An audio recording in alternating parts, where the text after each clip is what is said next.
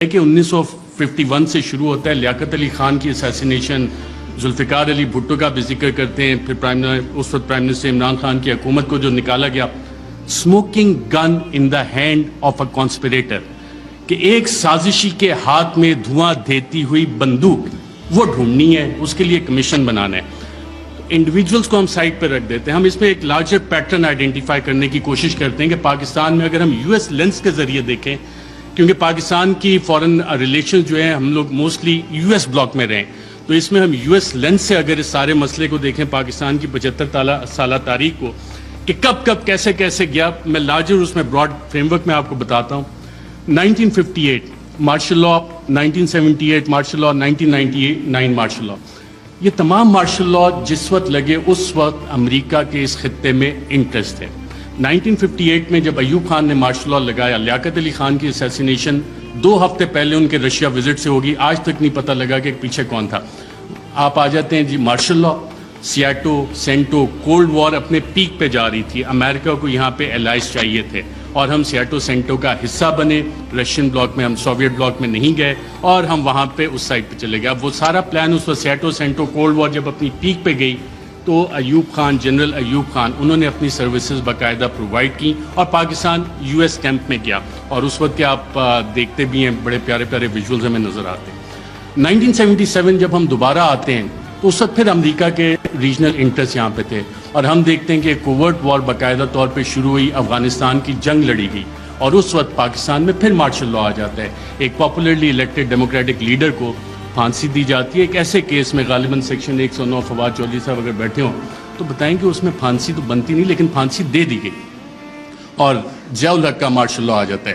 U S interest دوبارہ افغانستان میں.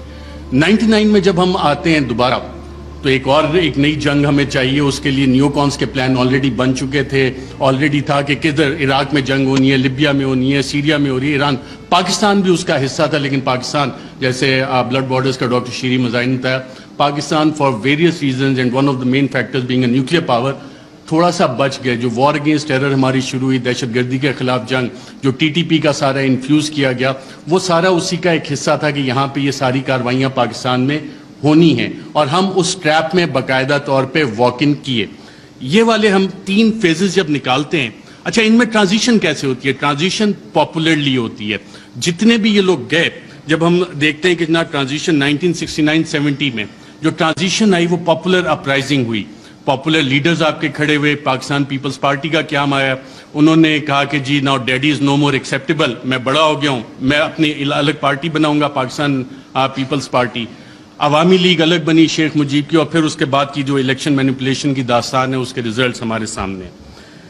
1988 محترمہ بے نظیر بھٹو آتی ہیں واپس. ایک پاپولر اپرائزنگ ہے. لاہور کے جو جلسے ہیں جن کی مثال دی جاتی تھی, جو کہ اب پاکستان تحریک انصاف نے جتنے بڑے بڑے جلسے کیے ہیں اسے اوور ویلم کر لیا, لیکن وہ مثال دی جاتی تھی کہ پاپولر اپرائزنگ ہوئی. اور پھر وہاں پہ جو بھی جو طیارہ جب پھٹا تھا جنرل ضیاء الحق کا, تو آپ کی ایک ڈیموکریٹک ٹرانزیشن آئی. اور یہ وہ فیز ہے جب آپ دوبارہ دیکھتے ہیں کہ ایک ٹرانزیشن ہو رہی ہے, دوبارہ آپ جنگ سے نکل رہے ہیں, حالات سٹیبل ہو رہے ہیں, افغانستان آپ نے فتح کر لیا ہے, سوویٹس کو وہاں سے بھگا دیا ہے. سو جنرل ضیاء کا کام ختم ہو گیا. سو پاکستان میں آپ ٹرانزیشن تھوڑے عرصے کے لیے چلو جی جمہوریت انہیں کھیلنے دیتے ہیں. پھر آ جاتا ہے 1999 اور 2007-8 general Musharraf, war against terror, اور اس کے بعد جب ان کی یوٹیلیٹی ختم ہوتی ہے, ہم نے دیکھا ایک پاپولر اپرائزنگ ہوتی ہے اور انہیں جانا پڑتا ہے. ہم لائرز موومنٹ بھی دیکھتے ہیں, ساری چیزیں. لیکن اس سارے عرصے میں جو ڈیموکریٹک ٹرانزیشن ہماری ہوئی ہے اس میں کیا واقعی حقیقی جمہوریت ہماری قائم ہو سکی کیا, یا کہ ہمیشہ ہمیں ایک ہائیبرڈ قسم کی جمہوریت جو ہے وہ ملی ہے؟ اور ہائیبرڈ جمہوریت بنتی کیسے ہے؟ ہمیشہ ایک کنگز پارٹی ہوتی ہے. جب آپ پاکستان کی تاریخ اٹھا کے دیکھتے ہیں تو جو مین آن ہارس بیک ہیں, گھوڑے جو لوگ رائڈ کرتے ہیں, ہارس رائڈنگ کرتے ہیں, وہ اچھے گھوڑے رکھنے کا شوق بھی رکھتے ہیں, تو وہ چیز ہوتی ہے. لیکن اس ساری چیز میں ایک ٹائم فریم بڑا ڈیفرنٹ آ رہا ہے پاکستان کی تاریخ میں, وہ آ رہا ہے 2018 سے 2022 کا. اس دوران میں اتھارٹیرین کنسولیڈیشن بھی ہوتی رہی. اتھارٹیرین کنسولیڈیشن اس طرح کے جو پرانے ایسٹس تھے جن پہ کرپشن کے مقدمات تھے ان کو بھی بچایا جا رہا تھا. دوسری طرف ایک حکومت کوشش کر رہی تھی کہ جی ہم نے ڈیموکریٹک کنسولیڈیشن کرنی ہے, اس کو روکا بھی جا رہا تھا. اور اکاؤنٹیبلٹی اس کی بہت بڑی مثال ہے. اور اگر کسی نے اس کا ایک ٹائم فریم نکالنا ہے کہ بڑا اچھا احتساب چل رہا تھا, ساری چیزیں ون پیج پہ چل رہی تھیں, لیکن پھر ایک پریس کانفرنس مشہور زمانہ ہوتی ہے جس میں پوری نون لیگ کی لیڈرشپ بیٹھی ہوتی ہے, اور مریم نواز اس میں ایک بڑی اچھی بات کرتی ہیں کہ چند اہم لوگوں کی ویڈیوز موجود ہیں. اب ماشاءاللہ سارے وفاقی وزراء کابینہ بیٹھی ہے, سابق وزیر اعظم بیٹھے ہیں. اس کے بعد احتساب کے مقدموں کا کیا ہونا شروع ہوا, اس کے بعد کیا ڈیلیں ہونا شروع ہو گئیں, اس کے بعد نواز شریف بھی باہر گئے, اس کے بعد کیسز بھی سلو ہونا شروع ہو گئے, کیا کچھ نہیں ہوا. یہ والی ساری چیزیں تھیں. مجھے میسج آ گیا کہ جی تھوڑا کم کریں.